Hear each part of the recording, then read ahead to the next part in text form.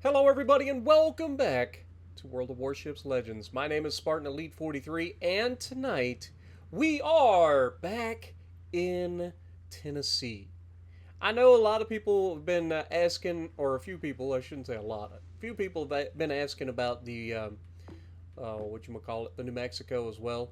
But if you guys want to see the New Mexico, please just leave a comment down below. If you see somebody upvote their comment or whatever, just so that I can guarantee see how much interest is out there for a New Mexico video. I've played it a bajillion times on streams and stuff for like ranked battles and all that stuff. So I was just trying to hit some of those ships that we don't play as often. And Tennessee falls into that category. Now, again, we've got this one, we've got the Warspite coming up, and I believe the Donkey coming up. So we've got 3 more good Tier 5 battleship videos for you guys to take a look at. Let me know what you guys think. If you're still enjoying this little kind of revisiting older ships, lower tier ships, let me know. But we're going to be on the Tennessee, and we are running William Sims free-to-play build. I know it says the Fat Electrician, but that's a guy's. It's not the actual commander. The commander is the base game accuracy commander, William Sims.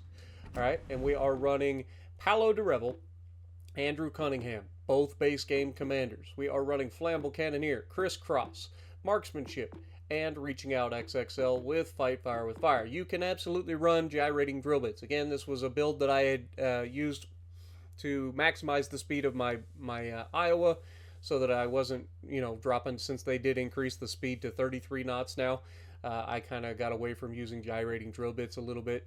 You can absolutely still use this if you want. You get a little bit more main gun AP shell damage that way, but I don't think it's necessary, and losing speed is not a great trade-off, to be perfectly honest, especially in ships that are already really slow. But that being said, we are running AA Guns Mod 2, as you'd expect, and we are running the Steering Gears Mod 2, as you'd expect. We are fully upgraded, and in case you didn't know, this is California's sister ship. A lot of people don't know that, but yes, California is the post Pearl Harbor World War II refit version of the Tennessee. Even though they're both like, Cali is Cali, Tennessee is Tennessee, but they were both sister ships. They're part of the same class. They are both California class battleships, I believe. I don't remember if it's Tennessee class or California. I think it's California class. I think California is the lead of the class, but it could be Tennessee. I could be completely wrong. Anyway, that's not the point of why we're here. We have our spotter plane on, obviously, and once again, I keep forgetting to put the new flag on, but we've got that, and of course we are running the absolutely beautiful Stars and Stripes camo. Now, for some reason, me being a dum-dum that I am, I don't have this one upgraded for some reason, so let's go ahead and do that. So the video that you're going to watch is without this thing being fully upgraded, but let's go ahead and do that before I forget. So now we have our minus 4.5% that we always love for incoming fire dispersion as well as detectability. Survivability. With this build, 54,600 hit points with a 37% torque reduction. Main battery, you got 356 millimeter 50 caliber Mark 7s, aka the 14-inch Mark 7. You get 12 of those, reaching out to 17.6 kilometers with this build. So not as much range as some other ships at the tier, but still not bad. 30.3 second reload time, even with running Paolo de Revel, kind of shows you that these guns aren't the fastest firing in the world. And the main battery traverse, despite running Crisscross, is awful at 40 seconds. One of the big downsides of the California and this ship is the terrible turret traverse. Ship grouping, though, shell grouping, 1.98, so pretty solid on that end. Not the most accurate, but definitely more accurate than, say, New Mexico, which I think New Mexico is like a 1.76 shell grouping or something like that, so keep that in mind. Anyway, HE shell maximum damage 5,000 with a 30% chance to set fires, pins 59 millimeters. But you don't shoot HE out of these things very often unless you're shooting at a destroyer that you know you're going to be shooting at a destroyer, or very, very seldom you'll see me switch to HE if somebody is doing a really good job of bow tanking and I can't do enough damage to their superstructure or whatever to get them to change. But generally at tier 5 you don't need to switch very often. AP shell maximum damage with this build is actually not the greatest. At 10,500, it seems a little low. But again, we're not running gyrating drill bits, so maybe that would pump it up a little bit, but I don't know exactly how much. That being said, armor penetration at point blank, 730 millimeters. Armor pen at max range, 378 millimeters. Standard armor pen angles, so keep that in mind, 45/60s. And then we don't really care about any of the rest of that. Secondaries, you have the 127 millimeter Mark V. I think they're dual purpose secondary, but you get 10 of those, reaching out to 4 kilometers, reloading in 8 seconds, firing HE with a maximum damage of 1800, and setting fire 6% of the time with a 21 millimeter penetration. And then, of course, you have the 127 millimeter Mark 27s. You get 8 of those, doing 4 kilometers, reloading in 4.5 seconds, and then also doing 1800 maximum shell damage with a 9% chance to set fires. They pin 21 mils. So you get a little bit more reload out of these, I think. Yeah, so instead of 8 seconds, these ones reload in 4.5. So there's that. AA defense, 20 millimeter Orlik and Mark 20s. You get 4 of those, doing 14 damage per second, only reaching out to 2.4 kilometers. AA defense, 12.7 millimeter Brownings. You get 2 of those, doing 12 damage, reaching out to just 1.4. That is literally somebody on the deck throwing something at the aircraft as it goes by. You just, screw you, take this can of Spam. That's basically what they're doing. AA defense 40 millimeter Bofors Mark 1. Now we're starting to get into some decent AA guns. 12 of those, doing 102 damage per second, reaching out to 4.2 kilometers, so pretty solid there. And then the 127 millimeter Mark 27s, you get 8 of those, doing 68 damage per second, reaching out to 5 kilometers. And the 20 millimeter Orlik and Mark 4s, you get 8 of those, doing 55 damage per second, but only reaching out to 2.4. So again, not a great overall AA armament, which is in stark contrast to the California. But again, this is pre-refit, and the California is post-refit. So of course the California is going to have more torpedo bulge. It's going to have more anti-aircraft, all that stuff. Better fire control, I don't know. I don't know if they actually updated the fire control during the refit or not. But all those things add up to a slightly better version of the ship, even though they are the same class. It makes a big difference when you're talking about pre-refit versus post-refit. Things get better generally after a refit. Maneuverability, though, as you'd expect, not great. 21 knot maximum speed, and that's without gyrating drill bits. If you put gyrating drill bits on there, I believe it drops all the way down to 19, so not ideal. Rudder shift time, though, is fantastic, 11.7 seconds with this build. So again, very capable of turning circles 670 meters, which again, for dreadnoughts or super dreadnoughts, whatever you want to call them, fantastic, right? Like, I love being able to turn my battleships quickly so that I can get all of the broadside to bear and get back before somebody makes me pay for using my broadside. Concealment, though, 13.5 by sea, 11.3 by air, guaranteed as always 2, and a 12.3 kilometer smoke firing penalty. Statistics, I don't know about this one, to be honest. Okay, 70% win rate, 43 battles, actually more than I would have thought. I don't remember playing this thing all that much, but solid overall performance as you'd expect. 83,000 average damage is pretty average, maybe slightly above average. For my tier 5 battleship. Somebody's going to go back in time and look at all my other videos that I made so far and be like, well, actually, Spartan. But overall, pretty solid damage output and a pretty respectable ship. Now, the armor is questionable. Without all of that thick armor belt or torpedo bulge that you get with the California, the Tennessee is actually quite vulnerable.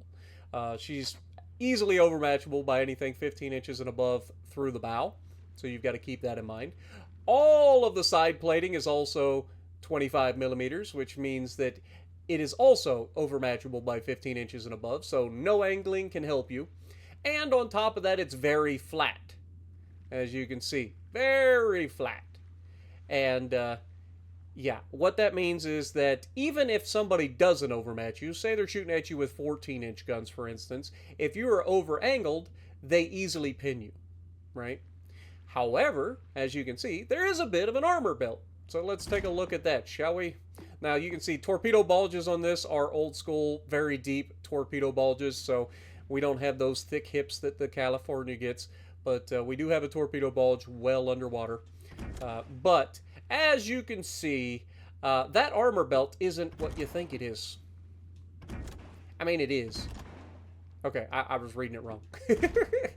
It is what you think it is. Let's get rid of the deck and showcase that the armor belt is above water. Looks like your Citadel. It's not your Citadel. It is actually an armor belt. Your Citadel is still located at or slightly below the waterline, which is good because up close and personal, you're probably not going to get Citadel, but let's be honest, you're going to take a beat down regardless. But this little bit of armor does allow you to reflect some shells when you're doing the Dreadnought Shuffle, or ricochet some shells when you're doing the Dreadnought Shuffle, because people will be baited into shooting your waterline. And that is one of the best things in the world. If you can open the angle, like I've said multiple times, you get yourself into a situation where you're about to be shot at, you open the angle a little bit, allowing them to say, oh man, I can get a Citadel here. And then before they even realize what's happened, you're already turning back. And so by the time they fire, you've closed the angle of impact significantly. And with that thick of an armor belt, any angle whatsoever, you're not going through it. Period. You have to hit it perfectly. Even though it's flat, as you can see, it's very flat armor. Even though it's flat, you still have to, it's very thick, right? That's the beauty of an armor belt, right? That's its whole purpose. But it's one of those things I like to mention.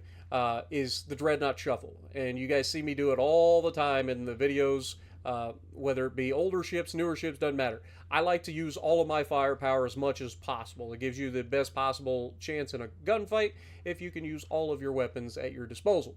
So I like to use it as much as possible. So you're constantly seeing me take the incoming round as best as possible, and then I swing out, get my full broadside away, and then close it before they get back to shooting me again. And what usually ends up happening is people get baited thinking they're going to get the big hit. They shoot for the Citadel, aiming waterline center of the ship, and then by the time that you actually get hit with the shells, you're back at an angle like this, and the shells just simply go plink, plink, plink, and it's a great feeling. It is. It's just one of the best feelings in the world. But that being said, now that I've been rambling long enough, let's get to the gameplay and show this thing in action, shall we? Alrighty, so we're going to be on Neighbors. Again, I know, it's weird. It's almost like we just showed that map. But this is going to be another one of those absolutely ridiculously favorable matchups for the ship. And even though there is a Ranger in this lobby, and there are 4 destroyers, and I want you guys to keep that in mind. There are 4 destroyers per team, and a carrier, right?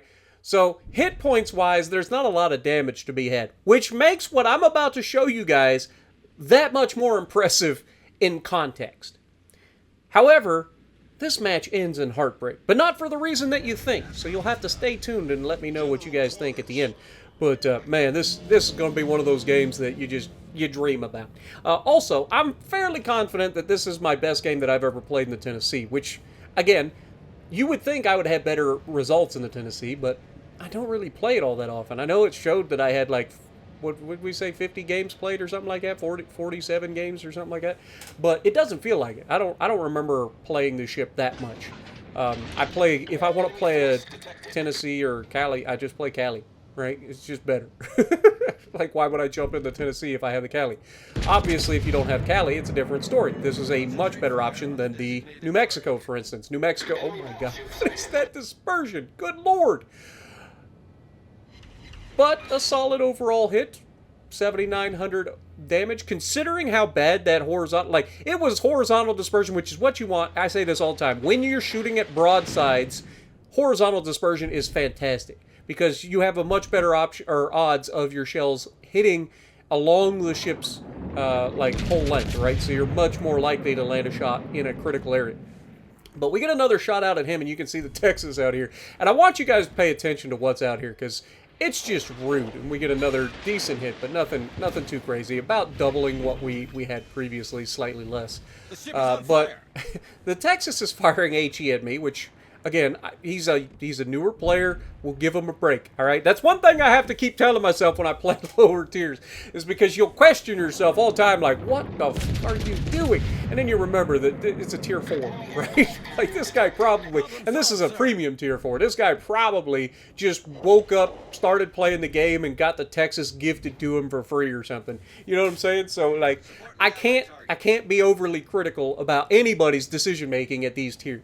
I just can't. I know that it's hard as somebody who's been playing the game as long as I have, but it's still something that I have to constantly remind myself. It's just like this Congo, like, brother. And again, with these IJ and ships, you want to hit towards the back. You don't want to hit the front or the middle. You want to hit further back. And look at the result. Oof. Oof. Speaking of oof, that's a lot of torpedoes. Not ideal. But Congo at least understands that sitting there is a bad idea. Oh my god. Hello, Ranger. Oh, please do. Don't mind if I do. You just keep yourself spotted, and I'm going to showcase just what I think about you. Now, I want you guys to keep an eye on that little destroyer that's running straight across the map. First of all, he's the one spotting the enemy carrier right now, which is why we're able to take shots at him. But look at this shot on the carrier. He's bringing his torpedo bombs in and blam! Setting up a citadel and taking almost 2/3 of his health away in one shot. That's a bad day for a carrier player. And I've been there. I've personally been the carrier that gets screwed right at the beginning of the match. You guys may or may not recall an old live stream where I was with Peak and Aaron, and for some stupid reason I let them talk me into playing a carrier, or I decided to play a carrier, one or the other. And we ended up on the freaking little fracture map or whatever, shattered map. And I literally didn't realize that I spawned within oh my god, 8 full pins and 1 ricochet, or 1 shatter. Not too shabby. Already at 96,000 damage. Already. We're not even 4 minutes into the match. That's crazy. That is crazy output for a tier 5 battleship. But anyway, I didn't realize that I was in spotting range immediately. And so, without thinking, I just started to like try to go forward to turn. And I just got shredded in seconds. I'm like, oh my god, this is the worst decision I have ever made. It was hilarious and also brutal at the same time. But Aaron and Peak were laughing their backsides off at me the whole time. I was miserable, as you probably could imagine. I don't remember where that stream is, so don't ask me for it, but I just know it happened. But Texas, still out there, still begging for it. Even more broadside than the last time, so we're going to go ahead and try to use the auto-aim system to go over top of the island and smack that guy. And we actually don't get a very good result. He kind of slows down and dodges most of the shells, which, again, good awareness by the guy after getting slapped around. At least it shows that he's paying attention somewhat, right? Ranger, on the other hand, has decided that he chooses death. And I mean, who am I not to oblige? Good God! And now I am really willing to oblige you. After he sets a triple fire shooting or dropping HE bombs on me, and that salvo had bad intentions. But of course, shooting at one of the largest ships on the ocean currently in this match, of course I get 8 overpins, right? There's no armor on carriers. There's no crying in baseball. If you get that reference, let me know. But of course we don't kill him, and of course he gets to keep flying around and continue to be a problem too, right? But we're going to keep an eye out in case he decides to show himself. Now, a smart man would be like, oh, I'm behind an island, I'm protected, let's stop the ship. You got auto-aim, right? But again, low tier, poor decision making. Congo, on the other hand, not realizing that he is opening himself up to being shot, starts backing out from the island, and opens himself up quite nicely to be shot at as we get 120,000 damage now. But unfortunately, not able to finish him off. But the astute among you may have paid attention to the fact we got 2 freaking destroyers that have sailed straight across the map, and the third that's about to get into the cap, and they're going to capture the base right about the time that I get a shot at this carrier to finish him off. This was so annoying, as actually was not my best game in the ship. My best game was like 146, but 121, high caliber, should have been, there was so much more damage there. I was not happy about that ending so quickly, because there was so much more damage for me to have in that one. There was so much more damage. That was a 200k game at least, right? Because nobody was doing any damage to anybody except me. And everybody came to me. It was the perfect scenario for a big damage game, but it was ultimately undone by a couple little turp blossoms that had nothing better to do than sail straight across the map and capture the base immediately. Hate it. But hey, it's better than a lot of people's decision making in destroyers, so at least they're playing to win. Let me know if you guys agree, disagree, if you guys want to continue to see these Tier 5 matches, at least for a couple of more. Don't forget, if you wanted to see that New Mexico game, I can absolutely sit down and record a New Mexico game. If you guys have enough support for it, let me know. If you like what I'm doing, punch the like button, leave a comment below, subscribe to the channel if you haven't already, and as always, I will see you in the next video.